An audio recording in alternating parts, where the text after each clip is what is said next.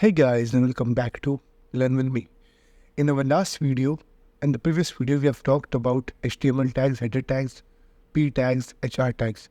And I've learned that people ideally improve by implementing things. So today we'll be making this simple project. So you have the header top 3 languages, then an HR tag, and with 3 languages, whatever you like, with some P tags and header tags. And last thing, like and follow. So let's get started. So I've created a new folder here, project 1. Here we will write the template. We will have by putting exclamation mark, we'll give it a template. Here we will have header h1 saying top 3 languages 2024. After that we will have an HR. HR is basically horizontal line. We have talked about it.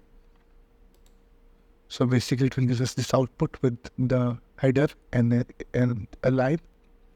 We will continue with our top 3 languages. First, so we are putting a hierarchy here, as you can see.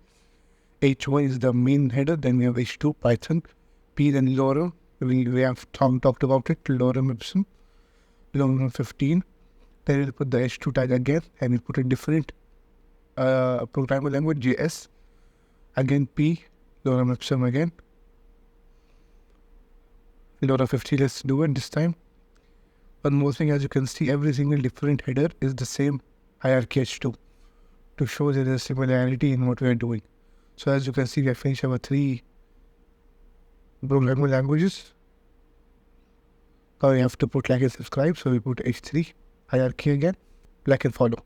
As you can see, it's the same. The only difference is lorem ipsum. This is randomly generated words. As you can see, it is different. But basically, lorem ipsum is filling generated words randomly, so it could be any words. So that was it for today. Thank you so much for watching. If you guys enjoyed, make sure to like and subscribe. I'll see you guys in the next one.